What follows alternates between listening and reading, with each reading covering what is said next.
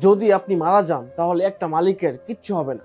আসসালামু আলাইকুম প্রিয় দর্শক, একটা কোম্পানিতে আপনি কাজ করতেছেন, জান প্রাণ মন প্রাণ দিয়ে কাজ করতেছেন, কিন্তু দিন শেষে আপনি যার জন্য এত কাজ করতেছেন সে কি আপনার লোক? শুধু মাস শেষে কয়টা টাকা পাচ্ছেন এতটুকুই। কথা হলো, আজকে যদি আপনি কোনো কারণবশত মারা যান তাহলে কোম্পানির কিচ্ছু হবে? আপনার জায়গায় অন্য একটা লোক আসবে, কোম্পানি কোম্পানির জায়গায় থাকবে।